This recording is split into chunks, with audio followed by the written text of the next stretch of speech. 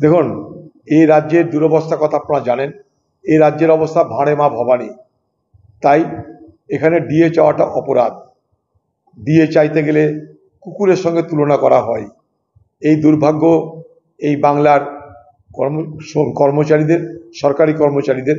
কিন্তু তাদের ডিএটা দেওয়া উচিত, ডিএ তাদের প্রাপ্য। তাদের ডিএ ঠেকানোর জন্য লক্ষ লক্ষ টাকা খরচ করে হাইকোর্ট হয়, সুপ্রিম কোর্ট হয়, এটা বাংলার লজ্জা বলে মনে করি। এখানে কেন্দ্র রাজ্যের লড়াই থেকে বড় কথা আমি আমার প্রাপ্যটা পাচ্ছি কিনা সেইটা। কেন্দ্র কাকে কম দেবে বেশি দেবে সেটা আমাদের মাথা ব্যথার কারণ নয়।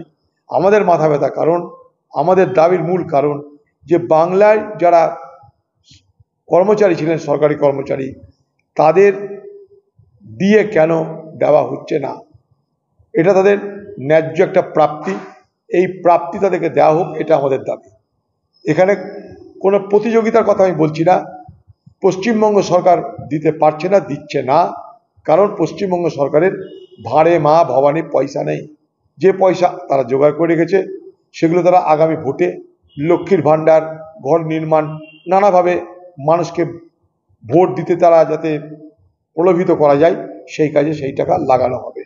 তার মধ্যে আমরা দাবি করেছি যে ভারতবর্ষের প্রত্যেকটা রাজ্যে নানা নামে লক্ষ্মীর ভাণ্ডার আছে, কিন্তু কোনো রাজ্যেই এত কম পয়সার লক্ষ্মীর ভাণ্ডার নেই।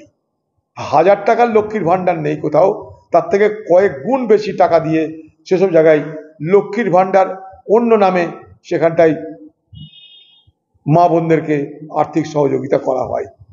এর প্রমাণ তথ্য আমি আগে দিয়েছি, চাইলে আবার দিতে পারবো।